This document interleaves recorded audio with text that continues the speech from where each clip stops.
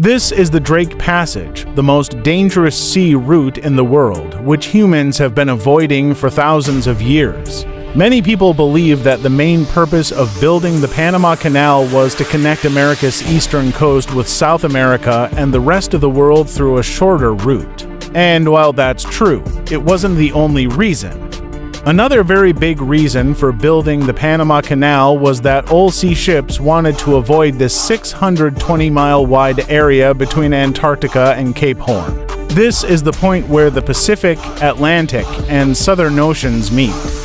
But why is this area called the Drake Passage? And why is it so dangerous that even today passing through it is like stepping into the jaws of death? To find the answer, we have to go back to the 15th century when a pirate named Francis Drake spread terror across the Atlantic Ocean. This was the time when the British and Spanish empires were trying to gain control over the world. Francis wasn't an ordinary pirate, he had the direct support of the British Empire.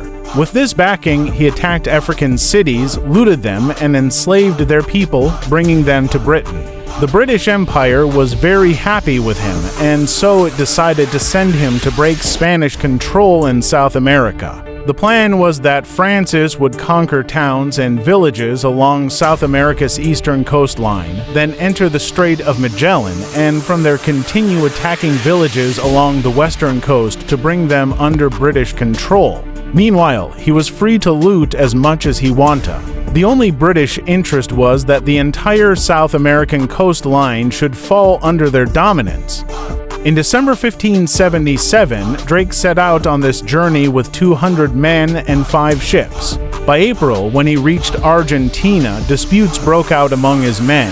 Drake executed about 40 of them and abandoned the ships there, continuing with only 3. When he crossed the strait and entered the Pacific Ocean, a massive storm hit, scattering his fleet. One ship's crew believed Drake had died and returned to England. Another ship drifted into what is now the Drake Passage and disappeared forever. Drake, in search of this lost ship, sailed to the edge of the passage. But seeing the furious ocean, he realized going further meant certain death. At that time, nobody knew what lay beyond this point, since there were no complete world maps. Drake turned his ship back toward South America's western coast, where he continued raiding villages until he reached San Francisco. He never dared return to Britain, fearing that on the way back, he might again encounter this deadly area and not survive. That is why this region was named the Drake Passage, because no one before him had ever brought a ship this far, or if they had, they never lived to tell the tale. Drake told his close companions that he felt there might be another land or island beyond this sea that no human had ever reached. What Drake thought was an island was actually Antarctica. Cook wrote in his journal that the risk of discovering the southern continent was so great that hardly any human could go as far as he did. Now, you might ask, why exactly is the Drake Passage so dangerous? After all, oceans meet in many other parts of the world too. The reason is that the Drake Passage is the exact point where Antarctica's cold waters collide with the warmer waters of the Atlantic and Pacific. The result is a water flow of 200 million cubic yards per second. To understand how massive this is, the Amazon River, the world's most powerful river, has a flow 600 times smaller. Because of this violent current, waves here can rise 60 to 80 feet high, deadly for any ship. The collision of warm and cold waters also creates frequent cyclones. And with Antarctica's icy currents, the temperature here can drop to -5 degrees Celsius, 23 degrees Fahrenheit. On top of that, this is one of the world's most remote regions. South of it lies uninhabited Antarctica, north of it lies the treacherous sea. If something happens to your ship here, it means you're on your own. That's why in the 17th century, Captain Cook warned the world to abandon the idea of discovering the southern continent. But human nature is such that the more you are warned, the more curious you become. And so it happened again in the 20th century when a new wave of explorers set their sights on the South Pole. In 1914, famous British explorer Ernest Shackleton attempted to explore Antarctica. As he approached the Drake Passage, his ship was pushed by waves into the ice and destroyed. Shackleton dropped some men on the ice, and with 5 companions in a small lifeboat, he went searching for help.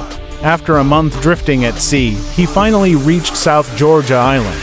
In his writings, he described the Drake Passage as the worst and most dangerous part of our world's oceans and said that reaching the island alive was nothing short of a miracle. Over the next 3 months, after 3 attempts, Shackleton rescued his stranded men, and miraculously, not a single life was lost. Even in April 2012, a Brazilian businessman, Joe Lara, was traveling through here on a luxury cruise ship with 4 companions to film a documentary. Suddenly, a storm hit. Waves over 100 feet high lifted their ship and threw it onto Antarctic ice. Luckily, their radio was still working, and they sent out a distress call to Chile. But the weather was so bad it took 4 days for rescue to arrive. They were saved, but only with great difficulty. In the past 10 years, many such incidents have occurred. While modern ships have reduced the number of accidents compared to old times, sailors still avoid this passage. Most prefer the narrower but safer Strait of Magellan, even though it also brings fog, strong winds, and extreme cold. Compared to the Drake Passage, however, it is still far safer. Before the Panama Canal, almost all commercial ships had to pass through the Strait of Magellan to reach western South America and North America. After the canal was built, this route became almost deserted. But once again, traffic may return to this route because the Panama Canal is under threat, something we've explained in another video. The Drake Passage remains one of our world's no-go areas. Yet, it is also critically important for Earth because when Antarctica's ice melts, its water flows into the world's oceans through this gap. The Drake Passage is also a reminder that no matter how advanced our technology becomes, against nature, we are still as helpless as humans were thousands of years ago. If you liked this video, don't forget to subscribe to the channel. It may seem like a small thing to you, but for us, it's a great motivation. See you in the next video with another interesting topic. Take care.